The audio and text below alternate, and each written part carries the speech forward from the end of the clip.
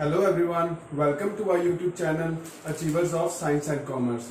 Myself सात्विक धवन और आज हम अपना टॉपिक अकाउंटेंसी का स्टार्ट करने लगे हैं कि जो हमारा पिछला लेक्चर था जिसमें हमने स्टार्ट करा था रिवैल्यूएशन अकाउंट। हमने सीखा रिवैल्यूएशन अकाउंट की ट्रीटमेंट कैसे होती है, रिवैल्यूएशन अकाउंट कैसे बनता है, उसकी जर्नल एंट्रीज कैसे होती हैं। ये हमारे रिकॉन्स्टिट्यूशन ऑफ पार्टनरशिप फर्म का जो फर्स्ट टॉपिक है change in profit sharing ratio पे हम हैं। तो हमने वो स्टार्ट करा था, हमने ये भी सीखा था सैक्रिफाइसिंग रेशियो कैसे कैलकुलेट करते हैं, गेनिंग रेशियो को कैलकुलेट करने का क्या तरीका है, रिवैल्यूएशन अकाउंट कैसे बनता है। ठीक है जी। अब हमारा था कि रिवैल्यूएशन और रीअसेसमेंट का ऑफ लायबिलिटीज के दो केसेस होते हैं। एक तो होता है जैसे हम when revaluation account is maintained और प्रिपेयर्ड, जो हमने अपनी प्रीवियस क्लास में देख लिया था। अब हम सेकंड केस पे आते हैं जो है when revised values are not to be recorded in the books. ठीक है जी। पहले वर्ड टू बी रिकॉर्डेड था जो हमने फर्स्ट केस करा था, अब है नॉट टू बी रिकॉर्डेड। जब नॉट टू बी रिकॉर्डेड आएगा ना तो ये ना इसका मतलब ये होता है कि इसमें रिवैल्यूएशन अकाउंट कुछ नहीं बनता, सिर्फ हम नेट इफेक्ट जो होता है उसको अपने अकाउंट्स में शो करते हैं। राइट। अब हम बात करते हैं कि कैसे इस केस को हमने चार सिंपल पार्ट्स में डिवाइड करते हैं, चार स्टेप्स में डिवाइड करते हैं। जिसका पहला स्टेप है, करना कुछ नहीं है आपको। रिवैल्यूएशन अकाउंट अगर आपने अच्छे से सीखा है, आपको पता होगा डेबिट क्रेडिट में कौन कौन सी एंट्रीज आती हैं। रिवैल्यूएशन अकाउंट में हमारी डेबिट साइड पे आते हैं कौन से, डिक्रीज इन लायबिलिटीज एंड हमारे आते हैं increase in liabilities and decrease in assets on debit side. और ऐसे ही हमारी क्रेडिट साइड में आते हैं increase in assets and decrease in liabilities. So ऐसे कर अगर हमारा जो डेबिट साइड का बैलेंस हमारा ज्यादा है तो हमारा आएगा loss on revaluation. Right. Credit side में अगर बैलेंस आता है तो वो है लॉस ऑन रिवैल्यूएशन। और अगर हमारा क्रेडिट साइड का बैलेंस ज्यादा है और डेबिट साइड कम है तो हमारा जो बैलेंस बचेगा डेबिट साइड में वो होगा प्रॉफिट ऑन रिवैल्यूएशन। तो हम अब बात करते हैं उस अकाउंट फॉर्म को अब हम as a normal sum form में करेंगे। ये हमारा सेकंड केस बन जाएगा जिसमें increase in value of assets जो है, मीन टू से जो हमारी क्रेडिट साइड वाली आइटम्स थी, रिवैल्यूएशन वाली क्रेडिट साइड वाली आइटम थी ना, उनको प्लस कर लेंगे। कौन कौन सी आइटम थी, increase in value of assets and decrease in value of liabilities. फिर हम लेस क्या करेंगे, जो डेबिट साइड वाली आइटम्स थी, आइटम्स ऑन डेबिट साइड क्या थी हमारी items on debit side, decrease in value of assets and increase in value of liabilities. इसका रिवर्स होगा हमारा। अब हम जब माइनस करेंगे तो हमारा नेट इफेक्ट ऑन रिवैल्यूएशन आ जाएगा। Net effect of revaluation mean to say या प्रॉफिट होगा या लॉस होगा। अगर हमारा प्रॉफिट होता है तो ये आंसर पॉजिटिव में आएगा माइनस करके, अगर माइनस में आता है आंसर तो it means that is loss on revaluation. Okay जी, यहां तक आपको क्लियर हो गया। अब हमारा जब नेट इफेक्ट पता लग गया अब हमारा स्टेप 2 क्या होगा, सैक्रिफाइसिंग रेशियो और गेनिंग रेशियो को हमने कैलकुलेट करना है। सैक्रिफाइसिंग रेशियो कैलकुलेट करने का हमने फॉर्मूला अपने प्रीवियस लेक्चर में सीख लिया था। क्या था वो फॉर्मूला, ओल्ड माइनस न्यू। ठीक है जी, हमने ये सीखा जब हम सैक्रिफाइसिंग रेशियो कैलकुलेट करते हैं ओल्ड माइनस न्यू, अगर आंसर हमारा पॉजिटिव में आए तो it means that is sacrifice ratio, that is sacrifice is made by that partner. ठीक है। अगर हमारा आंसर नेगेटिव में आए तो it means that is our gaining share, that is partners gaining share. ठीक है जी, जस्ट बिकॉज क्योंकि गेनिंग रेशियो का फॉर्मूला होता है inverse of sacrificing ratio. Sacrificing ratio it means old minus new and gaining is new minus old. ठीक है। जब ओल्ड माइनस न्यू में नेगेटिव आएगा it means that is our gaining share. ठीक है। अगर वो पॉजिटिव में आ रहा है तो that is sacrifice share. Okay. अब हमारा सैक्रिफाइसिंग रेशियो या गेनिंग रेशियो कैसे निकलेगी, हम एक तरह से करेंगे, ओल्ड माइनस न्यू जब करेंगे अगर तो आंसर पॉजिटिव में आए तो ये शेयर सैक्रिफाइस्ड है, अगर आंसर नेगेटिव में आए तो ये गेनिंग शेयर है। ठीक है जी।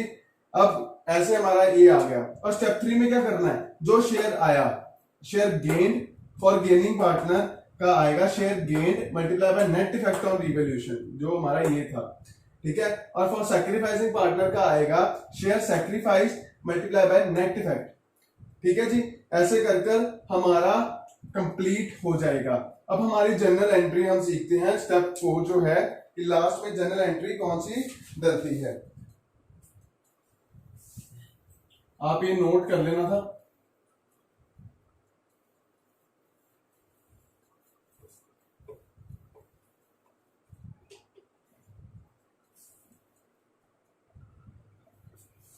तो अब हमारा अगर लॉस हुआ होता, मीन टू से अगर नेट इफेक्ट आता हमारा प्रॉफिट, नेट इफेक्ट या प्रॉफिट होगा या लॉस होगा। अगर प्रॉफिट होगा तो आएगा gaining partners,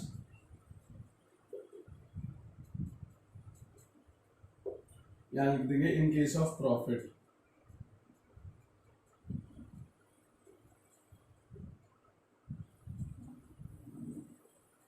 In case of profit on gaining partners capital account debit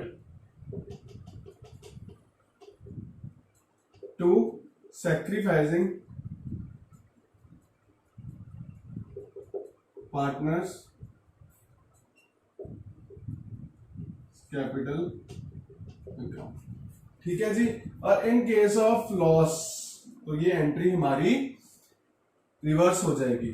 in case of loss on revaluation, ये हमारा स्टेप 4 है जी, लास्ट स्टेप।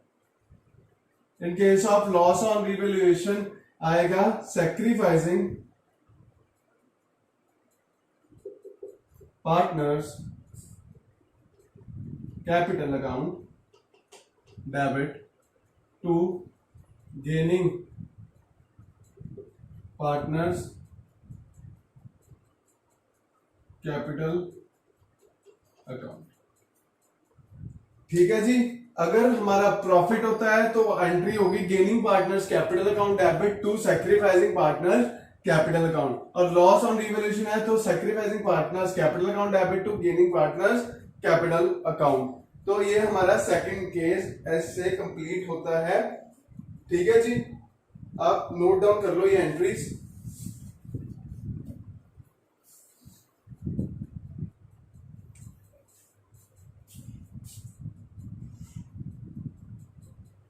आई होप आपने नोट डाउन कर लिया। ये हमारा कंप्लीट होता है रिवैल्यूएशन अकाउंट का कॉन्सेप्ट। तो अब हम बात करते हैं, हमने अब accounting treatment, accounting treatment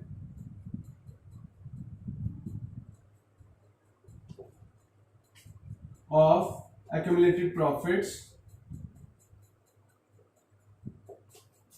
accumulated profits और लॉसेस, ठीक है जी। अब accounting treatment of accumulated profits और लॉसेस और रिजर्व्स, ठीक है जी। अब हमारा कॉन्सेप्ट आता है accounting treatment of accumulated profits और लॉसेस और रिजर्व्स। हम कैसे ट्रीट करेंगे, इसके भी रिवैल्यूएशन अकाउंट के जैसे दो ऑल्टरनेटिव्स होते हैं, ठीक है। एक है when accumulated profits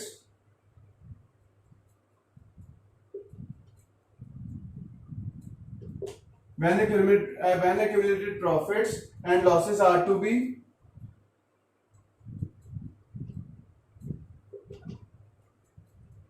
recorded in the books, और सेकंड केस है when accumulated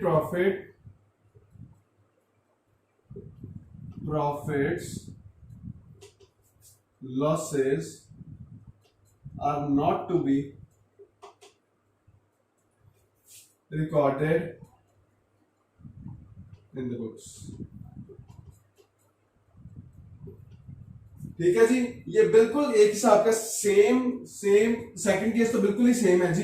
जब रिवैल्यूएशन अकाउंट में भी हमने करा था when revalued figures are not to be recorded in the books of accounts, तो हमारा हम जब सेकंड केस करेंगे तो बिल्कुल A to Z सेम चीज है, सेम स्टेप्स है। 4 स्टेप्स में भी इसको डिवाइड करा है और सेम वैसे ही स्टेप्स हैं।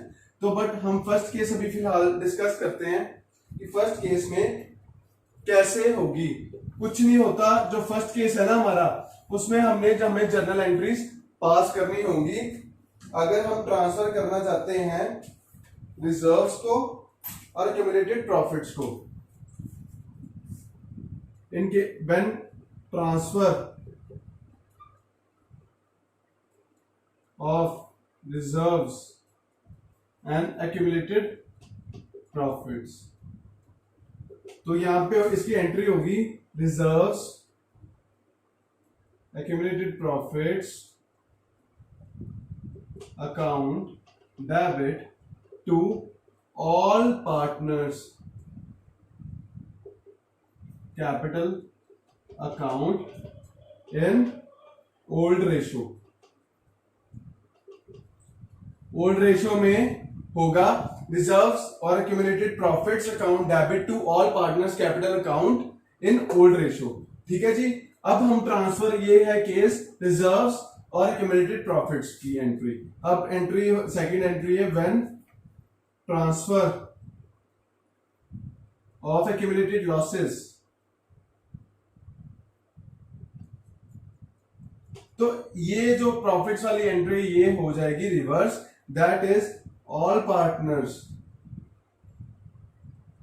Capital account debit to accumulated losses account। ठीक है जी, ये हमारी दो एंट्रीज हैं इस केस की। राइट डाउन कर लो।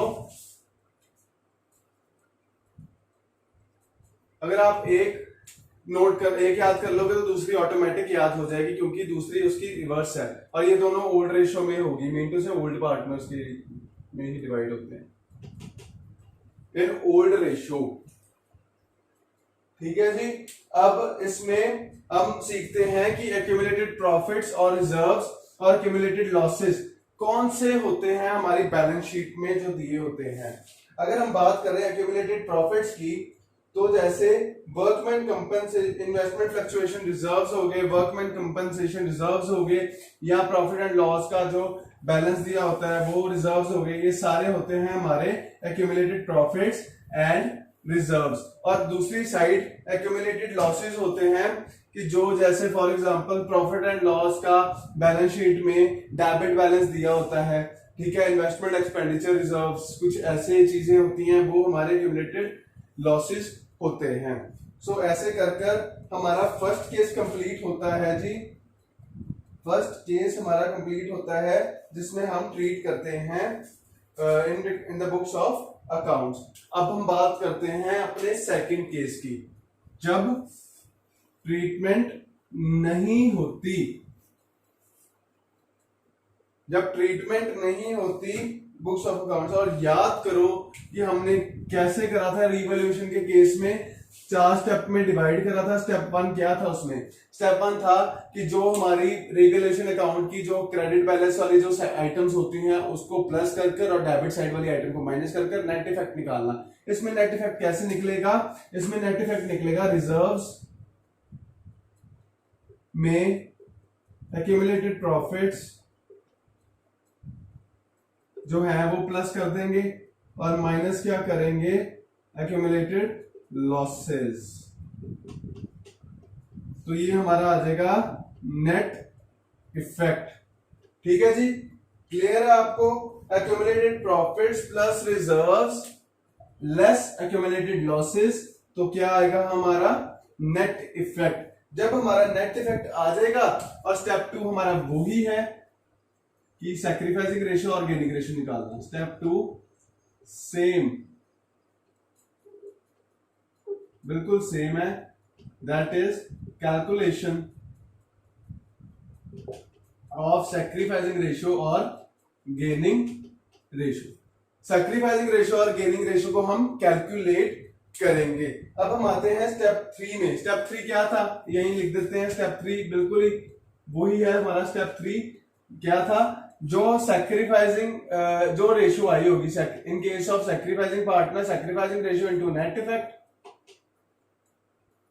और in case of gaining partner, gaining ratio into net effect. हमारा स्टेप 3 भी कंप्लीट हो गया। देख रहे हो आप, बिल्कुल रिवॉल्यूशन की कॉपी है ये। जब हम रिवॉल्यूशन अकाउंट में जो केस हमारे 4 स्टेप्स में डिवाइड होते हैं, ये भी हमने 4 स्टेप्स में डिवाइड करना है। अब हमारा ये हो गया। स्टेप 4 क्या था रिवॉल्यूशन में? जनरल एंट्री का। अब इसमें भी जनरल एंट्री वाला स्टेप 4 है।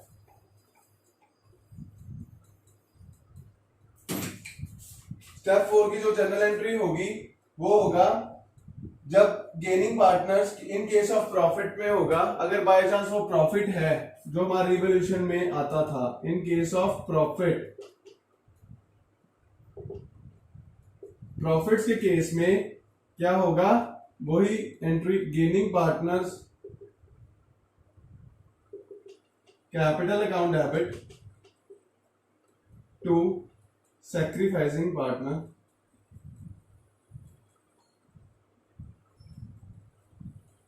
Capital account.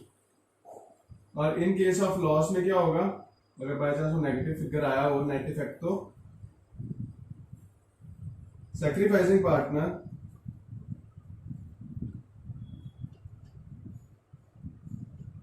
Capital account debit to gaining partner capital account. ठीक है जी।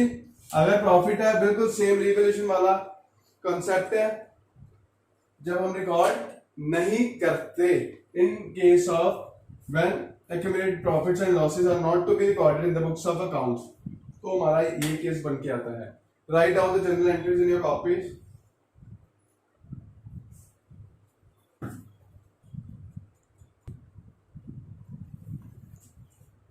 सो आज की क्लास हम आज यहीं तक रखते हैं, जिसमें हमने आज टॉपिक कौन सा करा? हमने रिवैल्यूएशन अकाउंट का सेकंड ऑल्टरनेटिव मेथड करा कि when revalued figures are not to be recorded in the books of accounts, वो केस करा। और हमने अब सीखा कि एक्यूमुलेटेड प्रॉफिट्स अकाउंटिंग ट्रीटमेंट कैसी होती है, एक्यूमुलेटेड प्रॉफिट्स लॉसेस की। इसमें भी 2 ऑल्टरनेटिव्स हैं। फर्स्ट ऑल्टरनेटिव में सेम रिवैल्यूएशन अकाउंट की जैसे कि जब रिकॉर्ड करते हैं बुक्स ऑफ अकाउंट्स में, और सेकंड है जब रिकॉर्ड नहीं करते बुक्स ऑफ अकाउंट्स में।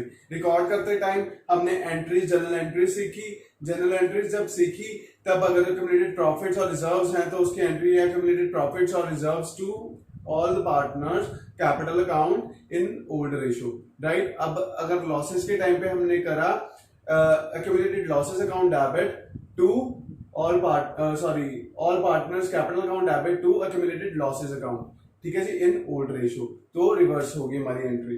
फिर हमने सीखा सेकंड ऑल्टरनेटिव था कि जब अकाउंटिंग ट्रीटमेंट होती, जब हम when revalued figures when accumulated profits और losses are not to be recorded in the books of accounts, उस केस में क्या होता है कि हमारा रिवैल्यूएशन अकाउंट जैसे ही 4 स्टेप्स में डिवाइड होता है।